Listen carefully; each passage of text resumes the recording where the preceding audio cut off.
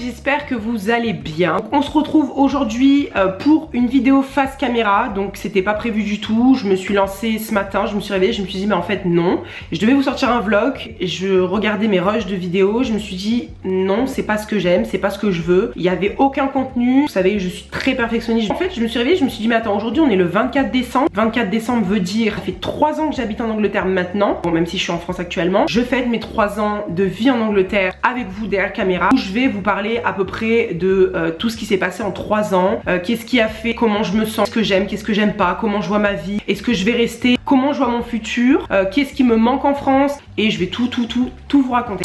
Donc, qu'est-ce qui a fait que j'ai quitté l'Angleterre? J'ai grandi dans le sud de la France, dans une très belle région. Je trouve que d'année en année, ma région se ternit et je trouve que le sud de la France se ternit en termes d'ouverture d'esprit, surtout de développement, je dirais, sur la vie future pour les jeunes. Comme vous le savez peut-être ou pas, j'ai uniquement mon bac. J'avais beaucoup de mal, beaucoup de mal à trouver un CDI. En fait, aujourd'hui, la règle c'est, je veux un employé, mais je veux qu'il ait fait tant d'études et je veux qu'il ait tant d'expérience. Mais je veux qu'il soit jeune. J'ai fait mon premier voyage en Angleterre, j'avais 16 ans. Je suis allée donc chez ma grande sœur qui habite là-bas depuis plus d'une dizaine d'années. Et j'ai eu un coup de cœur pour la ville. Je suis partie en vacances au Sri Lanka. Et quand je suis revenue le 27 octobre 2018 jusqu'au 23 décembre 2018, je me suis laissé ce laps de temps là pour vendre ma voiture, mes affaires, mes habits et de prendre l'avion le 24 décembre 2018 et partir m'envoler directement pour l'Angleterre et y rester maintenant depuis 3 ans.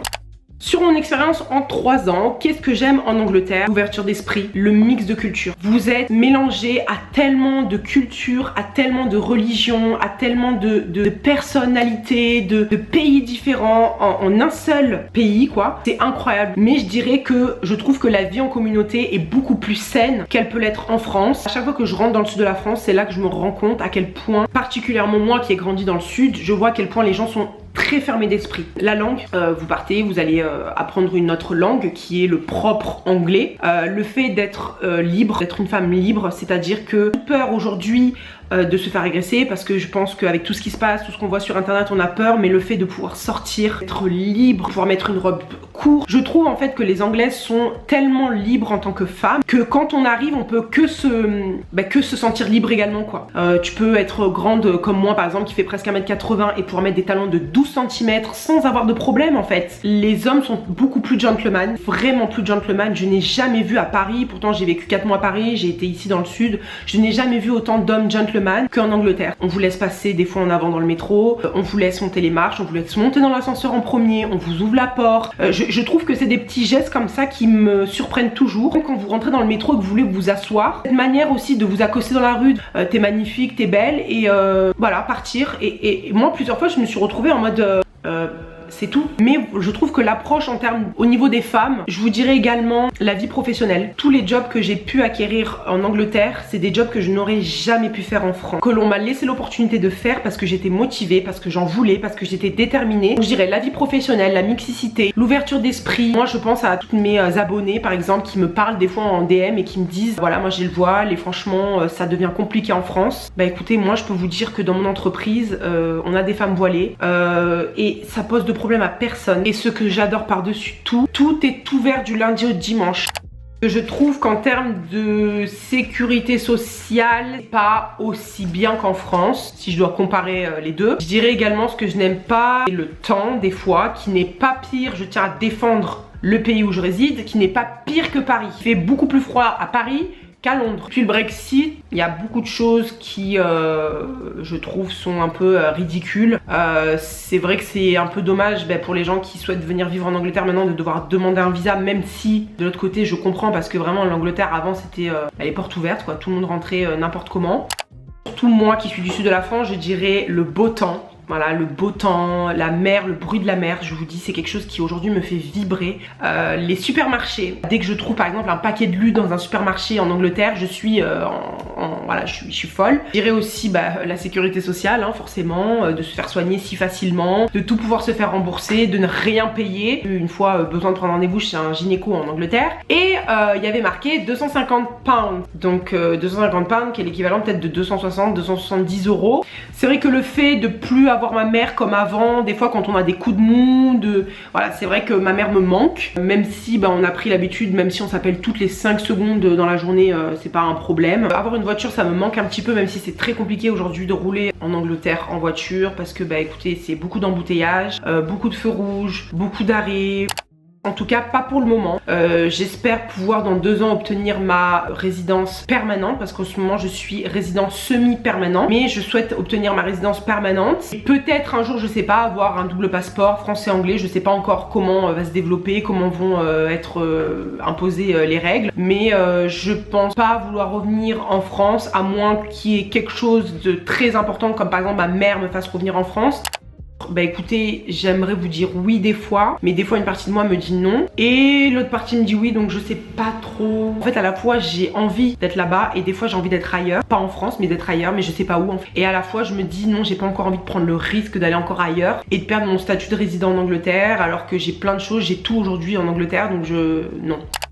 Je vous avais proposé en fait de me poser des questions, donc du coup je vais aller consulter les questions et je vais y répondre. Est-ce que les prix ont augmenté à Londres? Déjà que c'était cher de base. Je dirais que les loyers ont été plus bas à un moment donné pendant le Covid. C'était le meilleur moment de votre vie pour signer des bons deals. Tout le monde a signé des super deals pendant le Covid, mais aujourd'hui je dirais que les prix sont repartis à la hausse. Moi je trouve que le prix des loyers pour le salaire que vous avez, je trouve que des fois ça ne matche pas, pas du tout. Ton déménagement, trouver des bons apparts sur Londres. Les sites pour trouver des appartements, je vous les mettrai en barre d'infos, n'hésitez pas à les voir, mais vous avez Rightmove, vous avez On The Market, Gumtree, donc Gumtree c'est un peu le bon coin anglais. Vous avez Spare Room qui est uniquement pour les chambres, et le Marketplace sur Facebook mais qui est plein d'arnaques, donc faire très attention. Vous avez également le Cercle des Français, où des fois vous avez des Français qui quittent leur appartement et qui vous proposent soit de reprendre le contrat, soit de prendre leur appartement avec un nouveau contrat. Donc je conseillerais tous ces sites là que je vous mettrai en barre d'infos également. Sans indiscrétion, sachant que tu ne gagnes pas 5000 pounds avec ton taf, est-ce que tu paies assez cher ton loyer vu que tu vis seule et pas en coloc? Donc est-ce que je paye cher mon loyer? Oui, je paye très cher mon loyer, je vous en dirai pas énormément, mais je paye plus de 1000 pounds de loyer, compter les charges, l'électricité, etc. Mais c'est très cher. Vraiment, c'est un luxe que je m'offre tous les mois de payer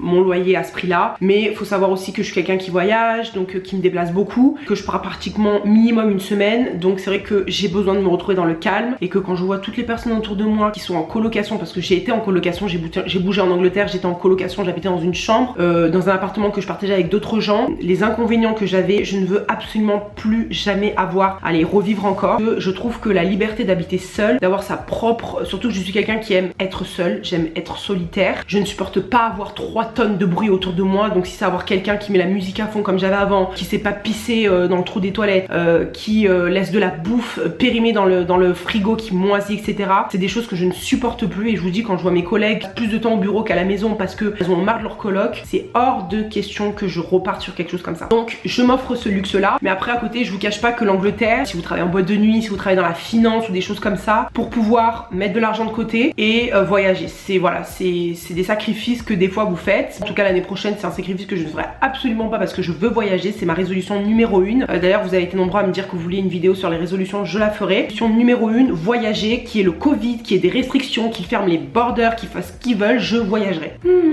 Alors, est-ce que ça a été difficile de trouver un appartement et un job? J'ai jamais vraiment eu de problème pour trouver un appartement et un job. J'ai toujours eu vraiment de la chance, c'est toujours venu à moi au bon moment. Mais non, ça n'a pas été vraiment dur, parce que comme je vous dis, si en Angleterre vous êtes motivé, vous êtes déterminé, vous savez ce que vous voulez. J'ai touché à tout, voilà, je travaillais dans un bar, je travaillais dans un centre commercial de luxe, j'ai travaillé dans un magasin, j'ai travaillé dans un bar à jus de fruits, j'ai fait hôtesse, je travaillais dans des boîtes de nuit, des community managers, maintenant je travaille dans l'événementiel. Enfin, j'ai fait tellement de choses différentes. J'ai beaucoup cette question qui revient à chaque fois, c'est pratiquement la question numéro 1, son déménagement, comment trouver des bons apparts sur Londres. Donc ça dépend où est-ce que vous voulez aller, mais moi je sais que j'habite dans le centre, j'ai décidé d'habiter dans le centre, donc j'habite en zone 1. Moi je suis plus du côté Big Ben, London Eye, voilà, je suis un peu de ce côté-là. Le sud peut être plus cher que certains endroits dans le nord, certains endroits dans le nord peuvent être plus chers que certains endroits dans le sud, ça dépend les endroits où vous allez en fait. Je voulais terminer sur cette question parce que je peux pas répondre à toutes les questions, mais il y en a certaines que je répondrai sûrement dans une autre vidéo. Mais c'est ma petite Souki qui me demande quels sont les enseignements que tu as tirés de cette année, pro, perso, famille et autres. Alors je dirais que j'ai tiré de cette année, on n'est jamais mieux servi que par soi-même. Si vous faites pas les choses, personne les fera à votre place. Apprenez à aimer votre propre compagnie et à aimer la solitude parce que c'est là où vous êtes le plus productif et vous faites le plus de choses. Moi je vous l'ai déjà dit dans mes précédentes vidéos, je n'ai aucune honte. J'ai des amis, je les aime très fort, mais j'ai mes moments où j'ai vraiment besoin d'être seule et de voir personne et ça me va très bien. C'est dans ces moments-là où je suis le plus productive, où j'ai le plus d'idées, où j'ai envie de faire le plus de choses. Je pense que cette année, en termes d'amitié, je vous l'avais déjà dit, j'ai eu beaucoup de déceptions.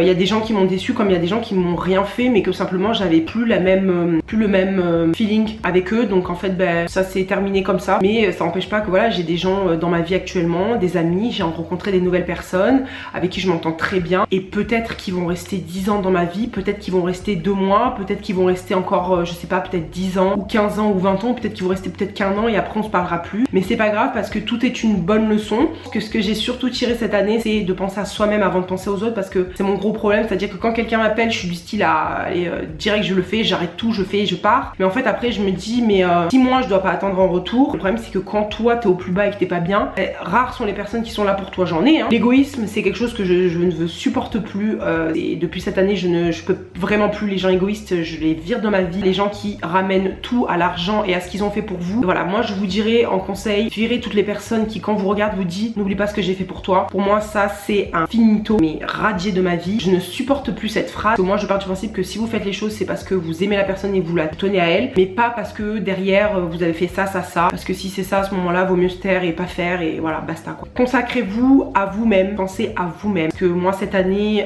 comme je l'ai dit j'ai été en couple, je pensais plus à la personne avec qui j'étais qu'à moi-même. Je suis perdue complètement et en fait j'ai pas compris que d'abord le travail à faire c'était sur moi, ce que je voulais faire et ce que je voulais devenir et mon mental et moi. Et ça c'est vraiment un truc global, ne mettez pas avec quelqu'un qui n'a jamais travaillé son mental parce qu'aujourd'hui c'est triste de se dire qu'il y a beaucoup d'hommes qui veulent être riches, qui veulent réussir leur vie, qui veulent une belle maison, une belle voiture, de l'argent, voyager etc, mais il y en a aucun qui travaille sur son mental et c'est super important. Surtout en termes de professionnel, faites ce qui vous rend heureux. Moi c'est ça, c'est bête mais j'ai une caméra devant moi, je suis assise, j'ai le cul cassé en deux, mais je le fais parce que ça me plaît, parce que c'est ma passion, parce que je vais passer des heures derrière mon ordinateur à faire du montage. Je vous dirais ne vous laissez pas guider par vos peurs parce que c'est ce que j'ai fait pendant des années et c'est ce que je faisais encore récemment. Quand j'ai lu vos commentaires sur ma précédente vidéo, je me suis dit non, j'ai mis du temps à répondre parce que chaque fois j'ai les mains moites, j'ai peur et en fait je verrouille mon téléphone et je pars et je me dis non, je me dis c'est peut-être pas à moi que les gens y parlent, c'est pas possible, les gens se trompent et comment on peut autant apprécier. En fait je me dis mais ma belle, t'as un bon cœur. Donc j'essaie de petit à petit apprendre à reconnaître ce que je vaux et